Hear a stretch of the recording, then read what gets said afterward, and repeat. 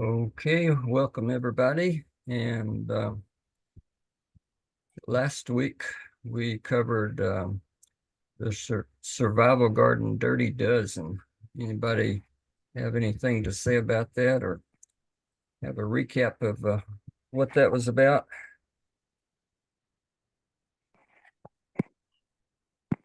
Hope everybody got all 10 of those or 12 of those planted during the week, right? Yeah. Had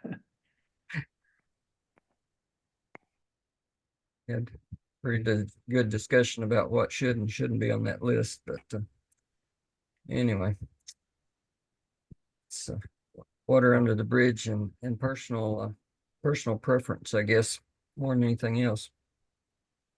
But tonight, going through the news a little bit,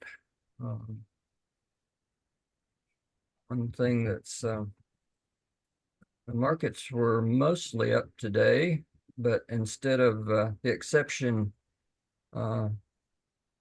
being Bitcoin, well, the exception was still Bitcoin.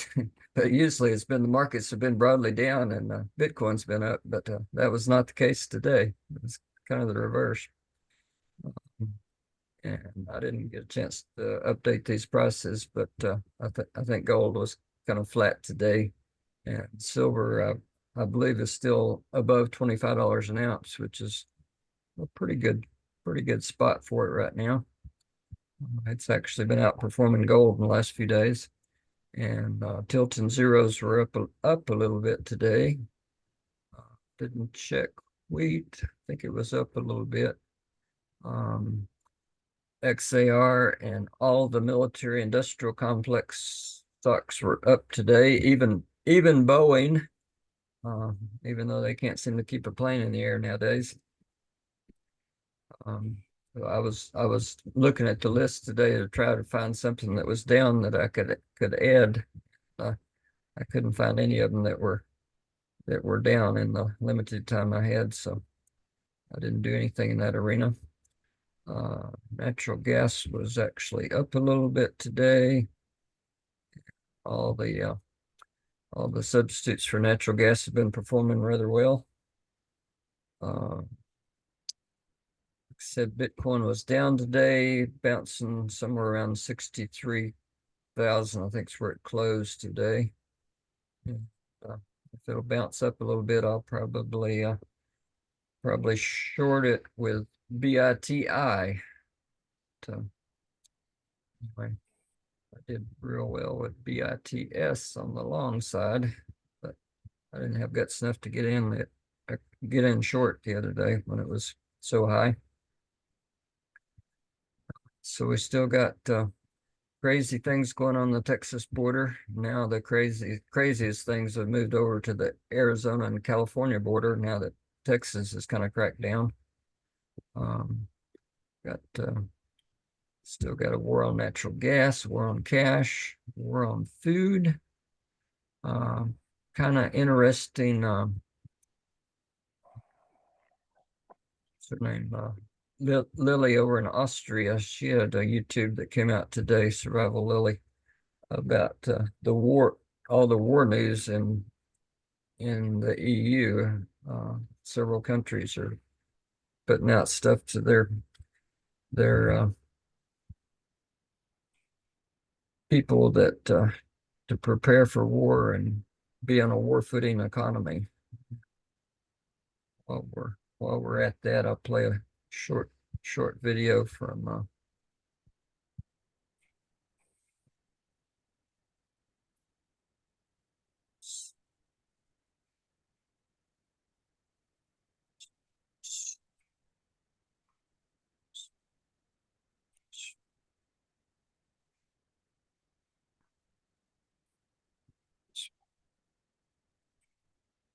Peter Zion. Hey everyone, Peter Zion here, coming to you from a snowy Colorado morning. There are two recent things that have gone down in the maritime theater in Ukraine that I think are worth stitching together. The first is that around midnight of March 4th to 5th, a patrol vessel, Russian patrol vessel, the name escapes me, was sunk by a bunch of UAVs, water drones, basically. The reason this matters is it happened a lot further away from the places where most of the drones have hit Russian water assets in the past.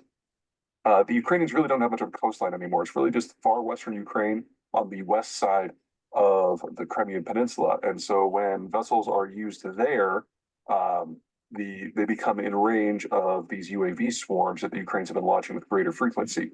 But that's not where this patrol ship was. It was on the far eastern side of Ukraine near the Kerch Strait Bridge. So that's about 300 miles from any potential launch point, and that meant that the UAVs had to cruise by pretty much every naval asset the Russians had in order to get them to where they needed to go.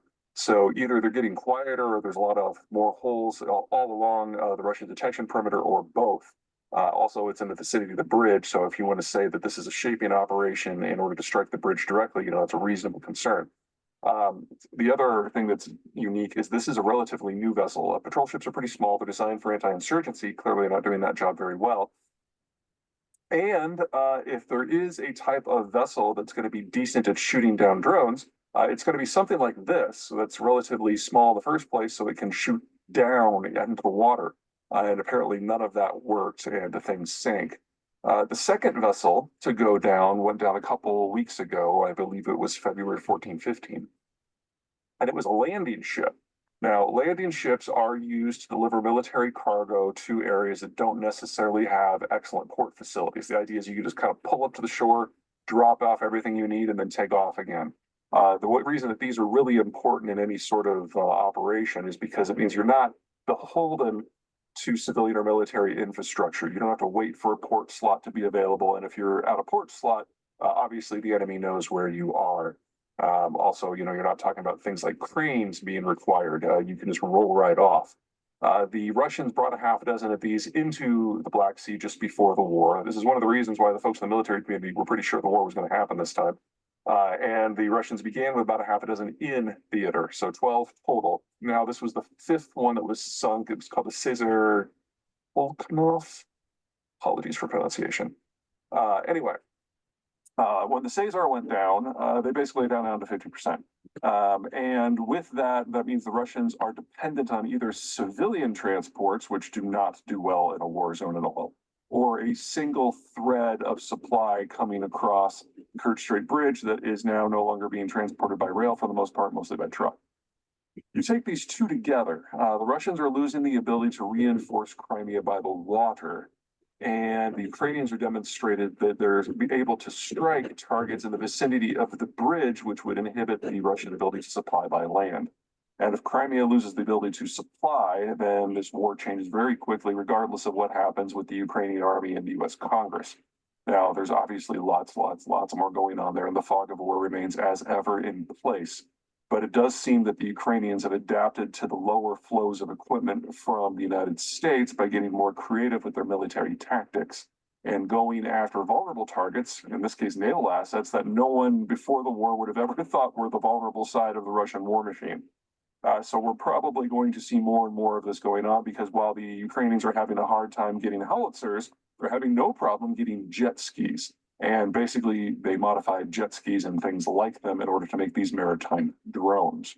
So the pressure on the naval aspect of the Russian assault has all of a sudden, kind of surprisingly, emerged as a critical component in the near term.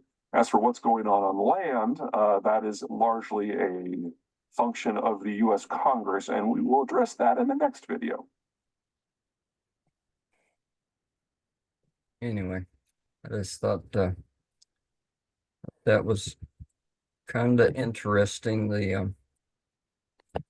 All the things that are going on over there. So, So to speak, they are the Ukrainians are behaving more like the American frontiers person when fighting against the British. They hid behind trees. And so it sounds like they're really taking more to that type of warfare. yeah, Does absolutely. it, you guys? Yeah, Yep, it does.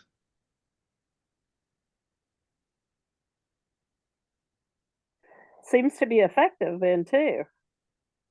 yeah. I mean, I would have never thought about turning a jet ski into a something that could sink a ship, you know, a remote controlled jet ski. I mean, that's pretty innovative. Using your resources. And of course, if we go to the Middle East, we're planning on building a pier into Gaza. And who knows what'll become of that, but looks like we're both sides of our political spectrum is all set on expanding our presence there. Can't be too good. So anyway, let's go to seasonal information. Still got time to plant trees. Matter of fact, I had a package come in today that was long and about 4 inches square, 5 foot long or whatever. So I know what's in that. So What is, what specifically? yeah, what kind of trees? There's apple trees in there, and I think that's the most of it. Apple, and I think there's some apricot, and I also bought some sconwood also, which is in the refrigerator. It came in earlier. So we're going to sacrifice more apples. Fortunately, we're not doing it with the family members. You said our apple's survivability isn't too great. Well, True. They're a lot harder to grow here than pears are. Anyway. So gardening time is upon us. Planting seeds and sweet potato slips. Butchered another pig today. Need to check the bees, trees and seeds. Passimodon. So any progress that anybody would like to report on things like wood cutting or garden prep or Yeah, I got the trees of heaven that I'm gonna be cutting down for the year cut down, and then I got the two closest cedars to my apple trees. I got those cut down, so hopefully that'll prevent me from having to deal with cedar apple rust there. did you hear President Janot talking about the tree of heaven, the Atlantis trees, I and did. his property? Okay. Yep, I think he called it the heaven tree or something, but I knew exactly what he was talking about. some people say it's from someplace else, but Yeah, well, you know what? I am a little, it's impressive how tough it is and how fast it grows, mhm. you know? And while I don't really enjoy the smell of it, uh, for a fire, if it's in a wood stove and you keep the smoke from coming inside, it's about as good as ash, I think, or soft maple. It's not all that bad as firewood. Yeah, it's definitely equivalent to poplar. I mean, that's I'd say it's a lot better than poplar in my book. like because I got a lot of poplar down this year. Yeah, this was the first year I burned some poplar, and I definitely decided it's not worth the effort. It pretty much evaporates in the stove.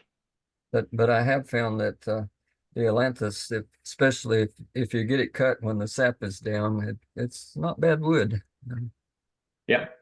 So Yeah. I think it's better than I think it's been given credit for. And as least far in as part. its invasiveness, if you've got if you've got sheep or goats, they will keep it down, and they seem to not mind the stink at all. They'll browse it quite well. That's good. It's interesting. But Once ours have you- all been born on a place that has it. So it's not something that they've been introduced to later in life.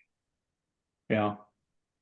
I'll say once you know what it is and recognize it, start seeing it everywhere. Yeah, and we've got Like the Bradford pear that's blooming everywhere. Yeah. yeah, that's probably more obnoxious than tree of heaven. And I will repeat our quote from last week. Whatever you least want to do is probably what you need to do most. Exactly. Yeah. We had a little acquisition this last week, Friday. Ended up come to Charlottesville for a blood test, and they were closed, and end up going to Fishersville, and there's a good sporting goods store over there, and called Dominion Sports, I think. And they actually had primers in stock, and so I picked up a few. And so I would, if anybody's leery about bartering live ammunition, this is a good alternative, which has done even better as far as an investment than ammo has. It's these 100 count boxes, I guess eight or so years ago were $2 a box, just in low quantities, and now they're like $9, Wow. and so they'll store for a long time, stored properly. Fits all the criteria for the alpha strategy, and that being a high value item that doesn't take up much space or weight. So you'd put several $1,000s worth of them in a 5-gallon bucket, I think. Right. Something to think about. And today was the Whopper pig. Nicole almost having it skinned. And we tried something different today. We cut its head off before we hung it up. And Yeah. that made everything a whole lot easier. Oh, okay. Because once you got down there, instead of trying to figure out where the ears were and everything, I mean, it just, once you got down far enough, the hide just fell off. That's awesome. See, that's a whopper pig.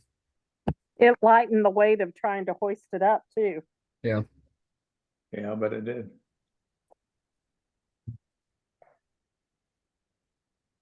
So I'll one quick ad before we move on to the subject of the night. I did receive in the mail today the Clyde's garden planters that I ordered. Cool. So I've got 25 of those. Okay. Share. I think what did I say, 4? Something like that. Okay, we'll take care of that. Had 2 things I wanted to show tonight. Not exactly sure which order to show them in, but since we just talked about primers, let's go with the with the armed one first. And share.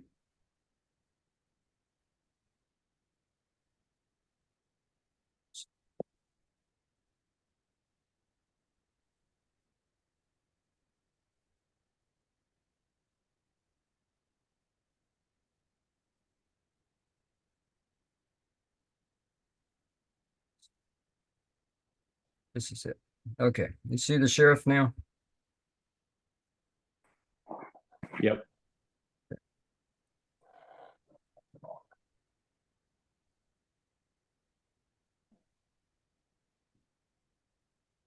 No audio though, No audio. but I can imagine what it sounds like.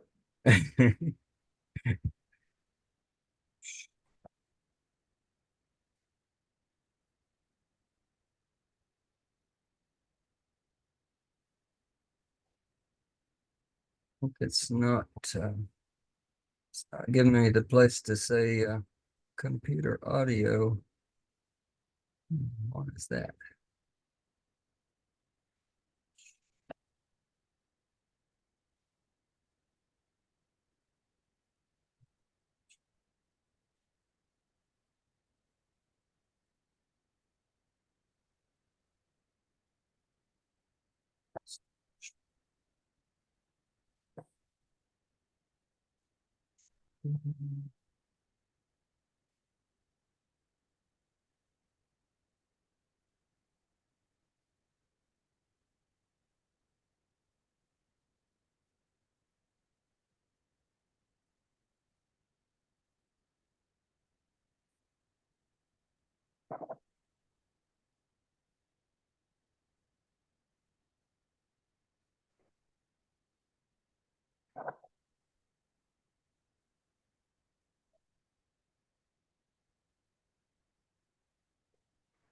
Still not hearing anything. Yeah, there's nothing going on right now. I'm trying to figure out.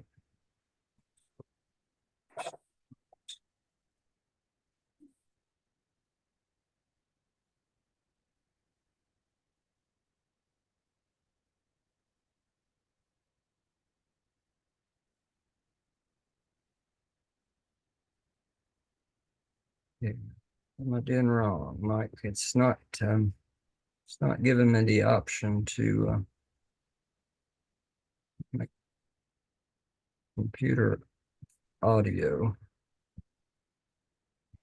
You're not seeing the option you usually do, Yeah, usually at the bottom when you and you're still using the app. You're not joined through a web browser, right? right.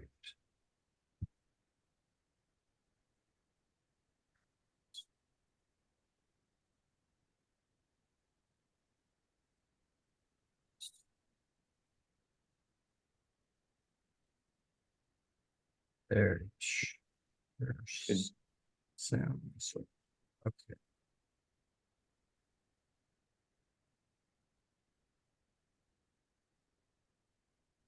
When you get to the share window, the option, that's where you normally see the option, right? Yeah, let's see if it happens now. That Yes. works. Okay. Well, hello, Sheriff Matt Aller in Audrain County, Missouri. I'm talking a little rough today because I'm getting over some kind of sinus thing or flu thing or something, and had some coughing and stuff going on, and it's pretty terrible. I was down for about 4 days, but gave me some time to think about what to talk about next. So, as a sheriff, I get a lot of questions about home defense. Missouri, as most people know, Missouri is a castle doctrine state, and when people ask me about home defense, sometimes the question gets around to what gun to use for home defense. And I give everybody the same advice that I take myself, is that I have a pistol on my nightstand in my bedroom, but in the corner of the bedroom stands a 12-gauge pump shotgun. My personal opinion, probably the best home defense gun that you can have on hand. And people will debate about the best guns for various tasks, but in my opinion, when it's 2 a.m, something goes bump in the night, it wakes you up, there's an intruder in your home, anything, number one, you're not super awake, right? So Grabbing something the second you get out of bed while you're still 3/4 asleep is probably not a good move. So if you have to get up and walk across the room to grab something, you wake up a little bit. But the other thing is you don't have to necessarily have your eyes rubbed open. You don't necessarily have to have your glasses on. You don't necessarily have to be in such shape that you need to aim well for a shotgun to be effective. It's always been said, you aim a rifle or a handgun, you point a shotgun. And shotguns can be had fairly economically, right? So this is a Mossberg 500, 18-inch barrel. I picked this up used at a gun store for $200 recently. So, you know, there's probably shotguns, old shotguns out there that people have traded in that can be had cheaper, that are perfectly dependable. If they've got a longer barrel, plenty easy enough to cut a barrel down to just over 18 inches, make sure it's over 18. For those of you asking, yes, it's completely legal to saw off a shotgun barrel as long as it's not shorter than 18 inches. Like this, I think from the factory, this is 18 and a half, because I think the federal law states no less than 18 inches. So most factory cut barrels are 18 and a quarter or 18 and a half, just to make sure that there's no question about legality. And something else to keep in mind, when these barrels are measured, they're measured from the breech face to the end of the barrel, right? So the best way to do it is to take a dowel rod, close the chamber, take a dowel rod, stick it in until it touches the breech face, mark the dowel rod, measure it. Because it's not 18 inches from here, it's 18 inches from back here. So did anybody know that? I didn't. I did not know that it was measured from back there. No, Okay. So, Interesting. yeah. I knew the length minimum.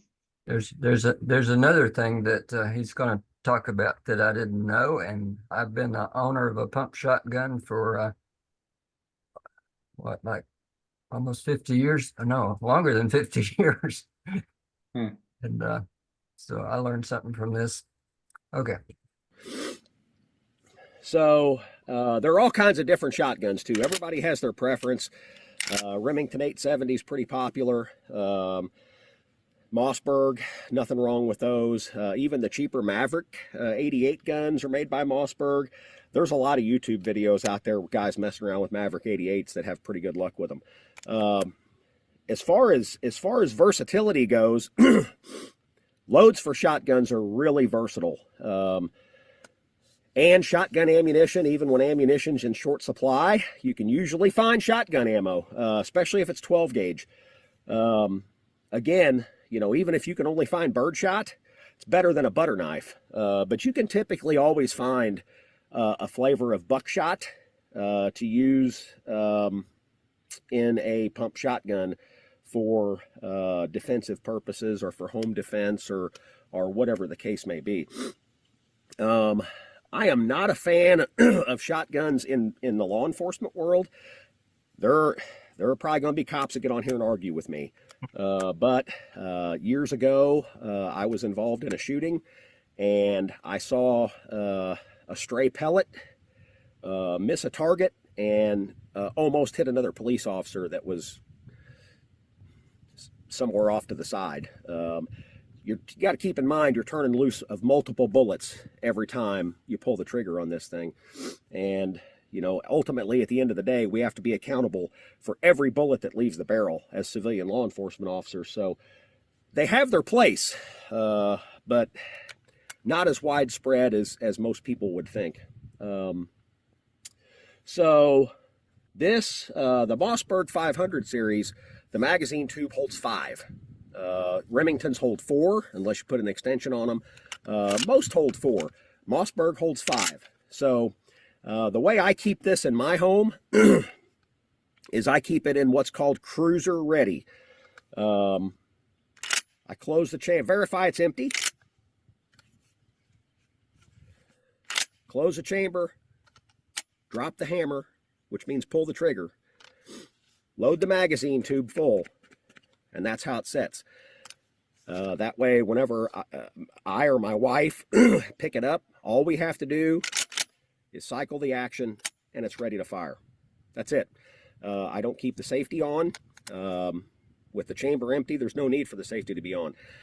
If you don't drop the hammer, if you just merely load the magazine and the hammer is cocked, then the action is locked.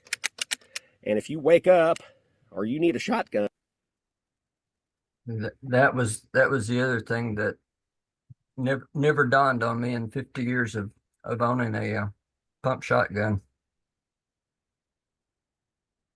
to keep it that way, and that by pulling the trigger, you would still be able to work the action, which some people have been killed in their bedrooms because of the fact that they couldn't get around in the chamber in a sleep deprived mode or whatever. Mm-hmm. So Wasn't there a comment of just hearing a pump shotgun bracking is enough to scare a lot of people out of your house? yeah, but I have mixed feelings about it, but you know, the rule of thumb in my house is all guns are loaded, you know. Right. Treat them that way. And but you know, you got two ways of looking at it. You know, once, you know, if you rack that slide and anybody's not real committed, you know, they're going to turn around and get out of there. The other thought is, if they are real committed, you just opened your flag. You know, you told them where you're at and what weapon you've got, you know. So That's a good point. so I have mixed feelings about that. You lose your element of surprise, basically. Kind of like wearing an open carry pistol versus a concealed carry pistol. Mm-hmm. But anyway, but I think this is a wonderful compromise, you know, to have the magazine loaded, and you know, all you gotta do is rack the slide and pull the trigger. Don't have to think much about a safety or anything like that. and you have to cycle the action, then you have to find this lock release, this little button right there. You have to be able to find that, push it to be able to work the action. That is a fine motor skill. Under stress, fine motor skills go away. Coarse motor skills is all you have left. And this is a coarse motor skill. This, trying to find that little button, is a fine motor skill. So, chamber empty, hammer down, magazine loaded, safety off. So, when you pick it up, all you have to do is run the gun. My preferred load, I'm going to have to move this phone just a second. Uh-oh. So my preferred load is number 4 buckshot. And I'll tell you why. So our double-aught buck is the most common that people like to use. Double-aught buck is 34 caliber pellets. And there's 9 of them in a standard 2 3/4 inch shell, which is great. However, the number 4 buck, the FBI messed around with this several years ago, and they talked about the benefits of number 4 buck. And I firmly believe that the benefits of number 4 buck far outweigh double-aught buck, especially for home defense. So number 4 buck, a 2 3/4 inch shell, and this one's clear. But you can see those are 24 caliber pellets. So a little bit bigger than a 22 bullet. And there's 27 of them in each shell. So when you're talking about home defense, unless you live in the Taj Mahal, you're probably going to be talking 15, 20 yards is all you're going to be able to see. So I actually, my bedroom is at the far end of my house. there are no entryways down there. So when I come out of my bedroom door and I look to my right, I look down the hallway of bedrooms and I can see into my dining room and kitchen, and all three of the ways into my house, or actually four, are down on that end of the house. So whenever somebody comes in, they have to go through that main part of my house. So I actually stepped that off and figured out that it was the furthest I could see someone in my house would be about 25 yards. Now there are some corners and things like that, but if I had a clear line of sight to a person, the furthest would be 25 yards. But more than likely, in the part of the house that I can see the best, it's right at 19 yards. So, downrange, I've put the target stand, and again, poor people have poor ways. I've just put some plain brown wrapping paper that my wife had in the house that she didn't know I stole. And we're going to put one of these, we're going to pattern one of these on that paper, just plain paper, no holes in it. And we're going to go down and take a look at what number 4 buck does coming out of a 18.5-inch cylinder bore shotgun. And then we'll talk a little bit more about why I think this is probably the best option for home defense at ranges that you would use a shotgun for home defense for. All right, here we go.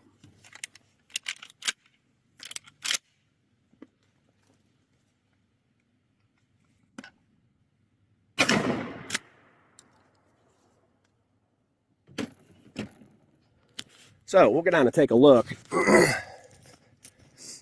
And this gun, I think, prints maybe a little high, but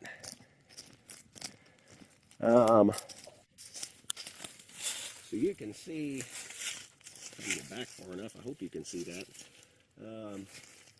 1, 2, 3, 4, 5, 6, 7, 8, 9, 10, 11, 12, 13, 15, 16, 17, 18, 19, 20, 21, 22, 23, 24, 25, 26, 27.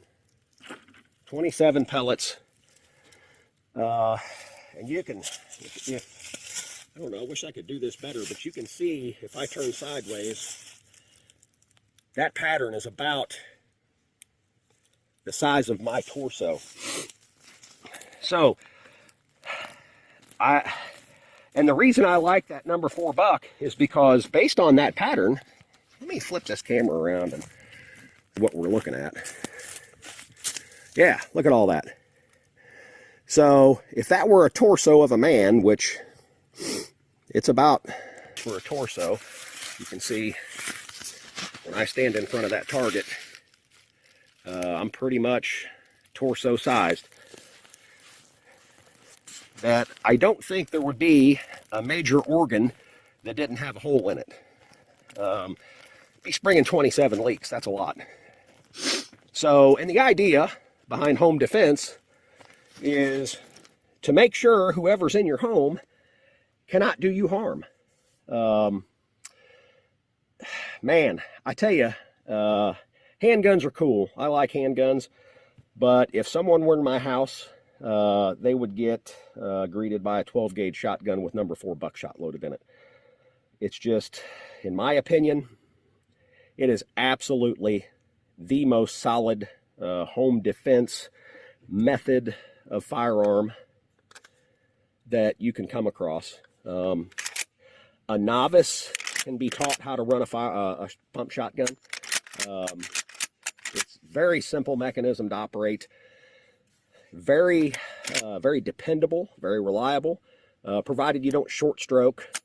You know, you gotta work it like you mean it. You're not gonna break it. You gotta hit it hard.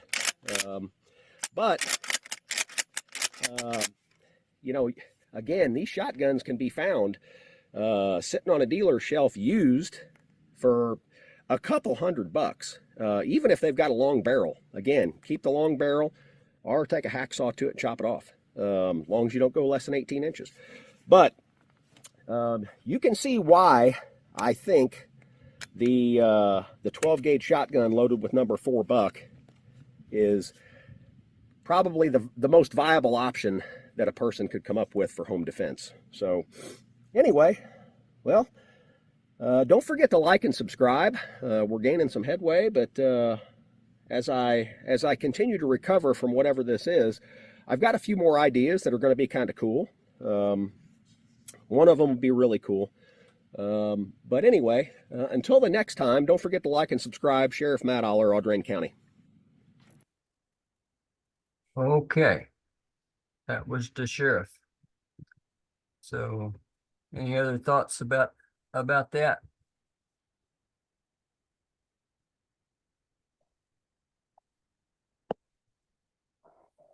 Well, shotguns are pretty simple to operate. They are, and the only thing I would say about it is, he talks about, you just have to point them, and a lot of people take that to extreme when inside a house. A lot of times the discharge is very close, and so at that point, if you're 3 or 4 foot from the end of the barrel, that pattern is compressed down to maybe 1.5 inches, not 25 inches. Right. And so in tight spaces, you really do have to aim, or in case you got a slug in it. It's just like, but anything from 1 yard to 100 yards, a shotgun can actually do if with the proper load in it, and the proper sights. It's more versatile than anything else. So the other thing I wanted to discuss, so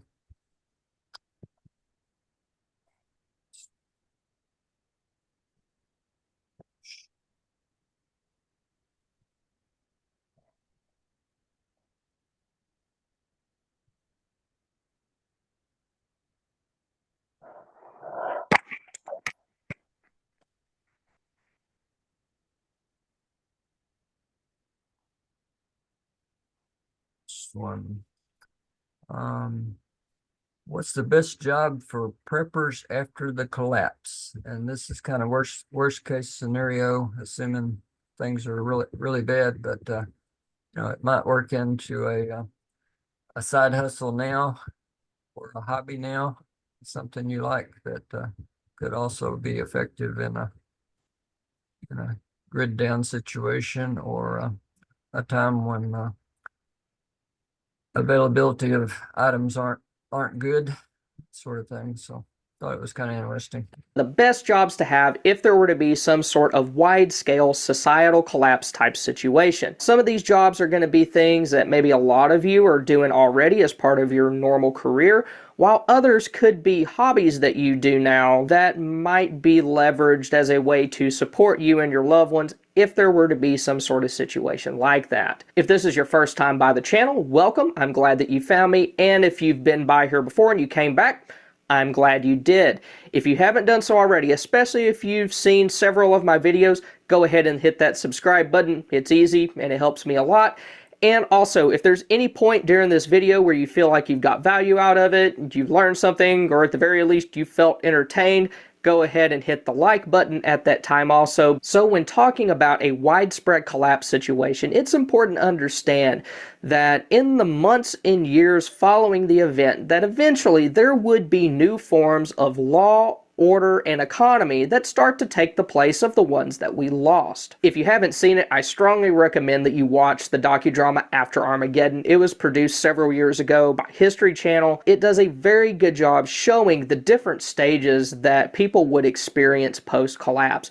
It shows the lawlessness, disorder, and confusion that would occur right after it takes place. It shows how communities would start to band together for their own survival. And then towards the end of the program, it shows how society might look more long-term, decades after that event takes place. And if something like that were to take place, our economy would look probably a little bit more like how it did maybe 100, 150 years ago or more, with some differences. Some of those occupations that they had back then that are obsolete now would make a comeback, while some careers that we have today that they would have never even dreamed of back then, they might still be present, but they might look very different than how they do today. And it's also important to understand that how you perform your job and how you're compensated for your job, whatever it is, will look very different then. Nowadays, we're paid with money because we have an established economic system, but if something's just getting on its feet, you're probably not going to be paid with money. You're going to be compensated by being allowed to stay in a community and use its resources. You provide a service, you get to not starve. That's probably how it'll look, at least in the developing stages of that new economy. And then also, what you do for a living isn't going to be the only thing that you do to contribute to that community. So if you're something like maybe a doctor or a mechanic, there's a good chance that you're going to have to chip in other areas so that your community gets the most out of you. And this list isn't in really any particular order, but the first group of folks, and it's kind of obvious, is going to be anybody in the medical field. And the first thing that comes to mind is going to be doctors. We're obviously going to need doctors. People are going to be getting sick. They're going to be getting hurt more often. And I really think that somebody like a general practitioner, they're going to be a lot more useful to a community than, say, someone like a neurosurgeon who spent their entire career working on one particular thing. Now, of course, they're going to have general knowledge, but somebody who has made a career out of treating a wide range of different types of illnesses and injuries is going to be more useful in that situation. But that's not to say somebody like a trauma surgeon wouldn't be useful as well. Then also, nurses are going to be extremely important. They might not have the MD next to their name, but if you've been in a hospital for any length of time, whether you were sick or a loved one is sick, at least where I'm at, it really seems like the nurses have more of a clue of what's going on with their patients than the doctors do at times. Then veterinarians are going to be important because you want to be able to keep your animals well, whether it's livestock or animals like horses that you use for transportation or to help you work on your farm. And another medical job that's going to be useful is going to be pharmacists. Eventually, of course, we're going to run out of modern medications. But if there is a pharmacist who has knowledge of herbal remedies and how to take natural resources and create substitutes for medications that we have today, even though they might not be as strong or as effective as those medications, that person is going to be extremely useful to their community. The next jobs that would be useful in a post-collapse world would be anything that involves agriculture or helping keep large groups of people fed. If you're a farmer or rancher, especially if you own your own land, then you kind of already got a head start. You just might need to change maybe the types of crops that you grow, make them more diversified, and the same goes with maybe if you're a cattle rancher, you might want to start raising other animals as well. But even if maybe you're not a landowner, but you have like a solid amount of experience working in those fields, then of course that would still be useful. Then also beekeepers would be important because honey has a wide range of uses. Not only is it a food, it can be used to dress wounds as well as treat certain illnesses like sore throats. Fishermen and hunters would be important, especially fishermen, because I think in a long-term collapse situation, there's a good chance that a lot of larger game animals such as deer, they would probably be hunted at least nearly to the point of extinction, if not all the way to the point of extinction. But fishing, I think, is going to be something that's going to be a little bit more sustainable. And then also meat processors and butchers are going to be important for distributing the food that is either raised or harvested. Anybody that can build and operate a still is going to be extremely useful, and it goes beyond just for the whole beverage side of things. If you're able to create alcohol, that can also be used as antiseptics as well as fuel in some cases. The next type of job that would be absolutely essential in a post-collapse world is going to be anything that has to do with security. Folks with law enforcement and military backgrounds, they're the first ones to come to mind because you're going to want people defending your area that have actually had experience doing that before. And then also it goes beyond just keeping your community safe. You're probably going to want scouts to go out and see what's going on around you. And then also if you need somebody to go out and scavenge supplies, maybe from somewhere that's been abandoned, well, yeah, you might want to send a mechanic out there to go get like maybe tractor parts or whatever the case may be, you're going to need somebody to go with them to help keep them safe so that you don't lose somebody with a specialized skill set going out and getting stuff. And probably one of the most important people from a security and defense standpoint that you can have is going to be somebody that can teach others in your community those same skill sets. If there is a situation like that, you are going to need to have as many people trained and ready to go as possible, because if you only have like 5 or 10 people that are able to run checkpoints or do patrols, then you're going to be overrun very easily. So if you have somebody in your community who has that sort of like military law enforcement tactical experience, and they can teach other people that, then they're going to be even more valuable than they would have been otherwise. The next type of career that I think would be useful in a post-collapse world is going to be anything that has to do with logistics and communication. And one career that I think would be useful, and some people might disagree with me on, is going to be truck drivers. And the reason why is we're going to need some way to facilitate trade between communities, and we're also going to need folks to transport goods that maybe are a little bit further away that we want to have access to. And some people are going to be asking, how are you going to fuel that thing up? How are you going to maintain it?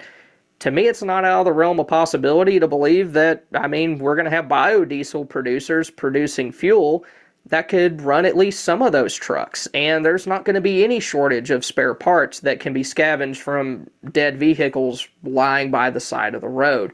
So I think there will be a place for truck drivers. And then along that same vein is those truck drivers and your community, you're going to need scavengers to go out and get stuff. They're going to need to know where it's at and how to get it. Then also folks that offer more localized transportation services. Folks like water haulers that maybe go to a local nearby water source, get water, and then bring it back to the community. And the same could go for other goods as well. Then your community is also going to need folks to help with sanitation, doing things like digging latrines, cleaning latrines, and then burning trash.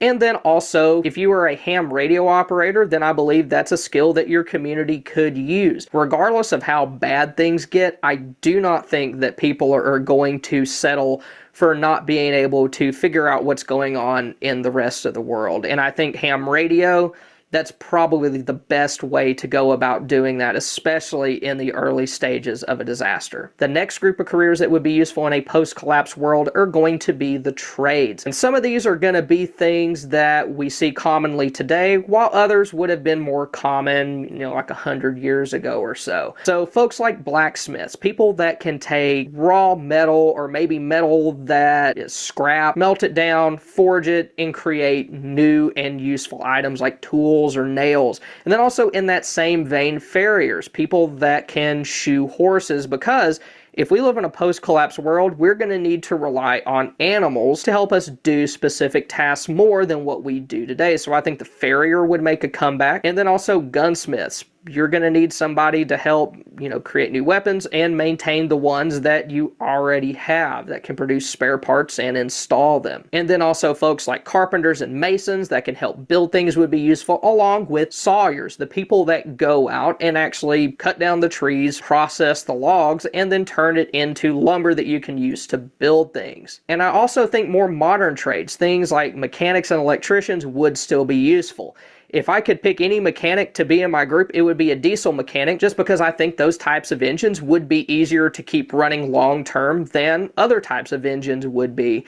And along that same vein, anybody that could produce biodiesel, I think that would be a big industry if there were to be some sort of a collapse, because that would allow you to keep tractors and trucks up and running. Now, when it comes to electricians, I think anybody that could put together large solar power systems or help create windmills, I think that would be very useful, because like I said earlier, we're going to want to keep things like communications equipment up and running, and the only real way to do that is to have some sort of electrical infrastructure in place. And then also more primitive trades are going to to be in demand again.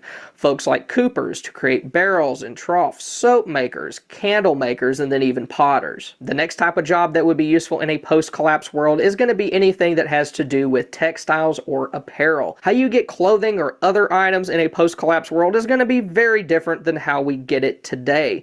So I think jobs like weavers, folks that can take natural materials and then weave them into things like yarn or other fabrics, I think that's going to be extremely useful, along with seamstresses. You're not just going to be able to, oh, my pants got a hole in them, throw them out and go buy a new one. No, you're going to need people that knows how to modify or repair clothing items to reduce waste.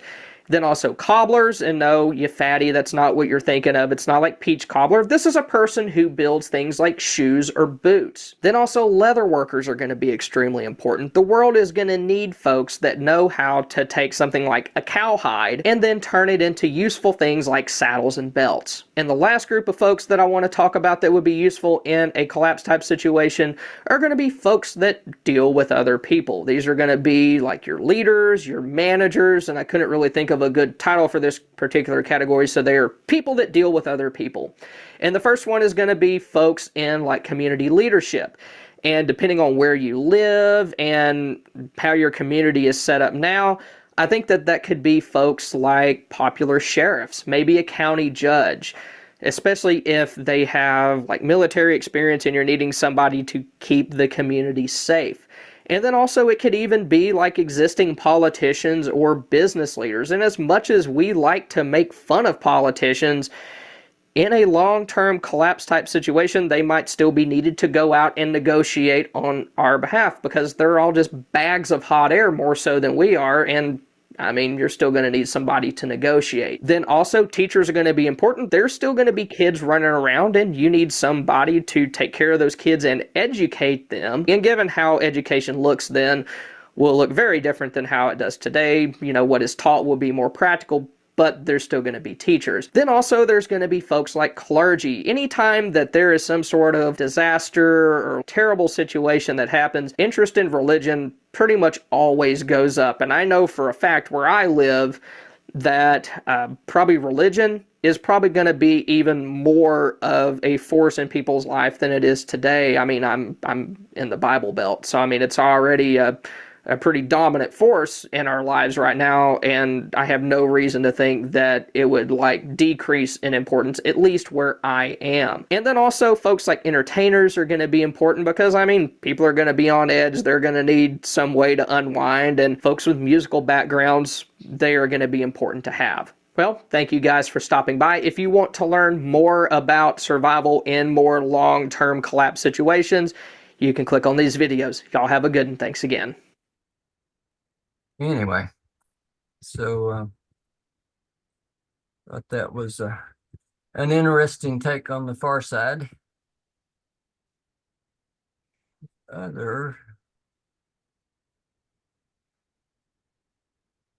Back to I learned something doing this research about AI that I didn't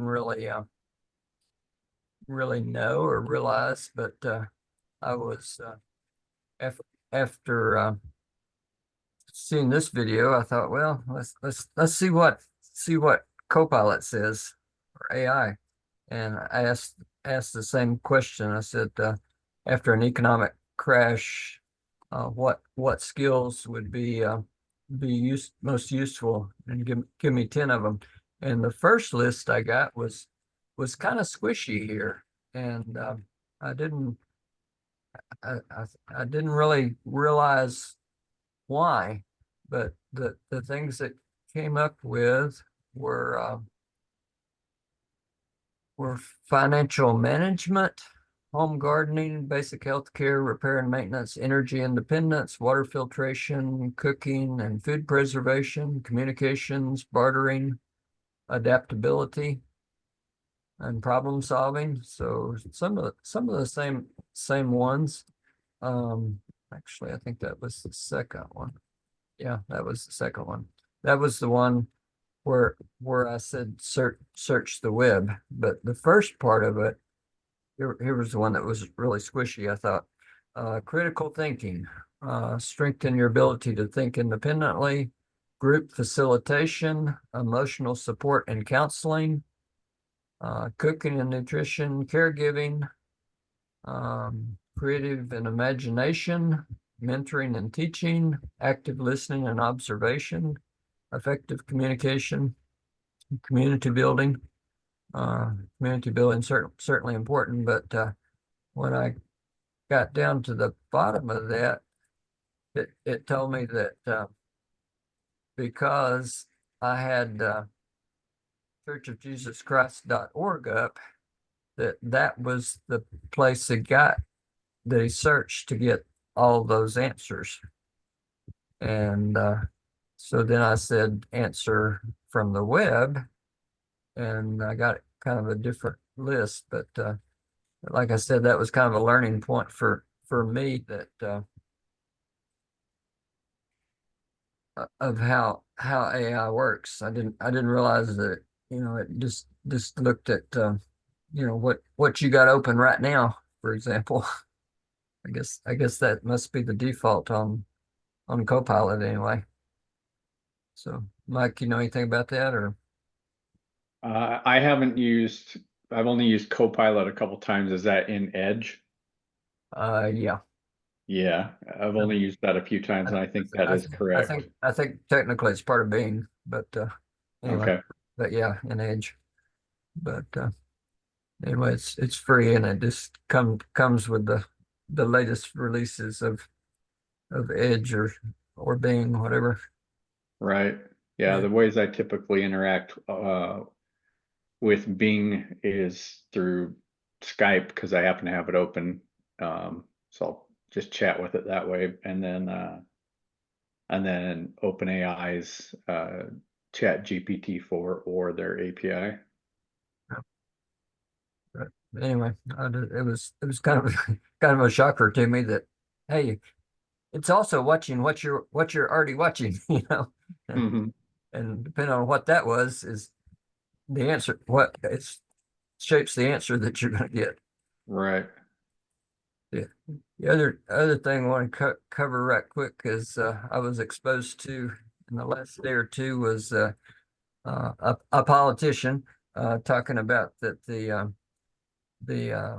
TCJA tax and spend bill that was passed in 2017, a form of tax reform, and lowered the rates for most people back in the Trump administration. That wasn't permanent. It expires at the end of 25.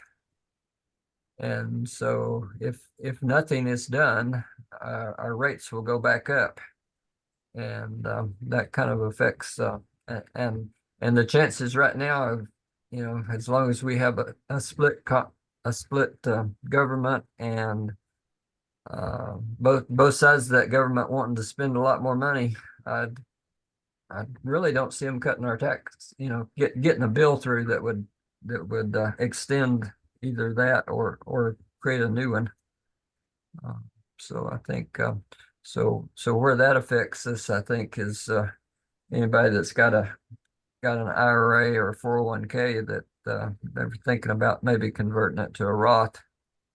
I think that's another something to, my thoughts was I would wait till I wasn't working anymore to do that, so I'd be in a lower tax bracket. But it looks like I can't wait that long, probably. You just got 24 and 25 to make that happen if you don't want to pay higher rates. So right now, the for working people, the tax rate's probably 22, 24, or even 32%. And the two brackets that are around me, the 2022 bracket would go up to 25% in 26, and the 24 would go up to 28. Didn't get that copied on there, but so my bracket would go up 4 percentage points, which is fairly significant. So just something to keep in mind, that we should banter about a little bit, because it's a pretty complicated formula to figure out whether it's beneficial to pay the taxes now, or, I mean, whether you go into a Roth, or if you're over 59 and a half, if you want to just take the money out of the system, and pay the taxes, both of those options are plausible depending on your situation. And of course, if you knew how long you were going to live, it would make it a lot easier, but we don't know that. So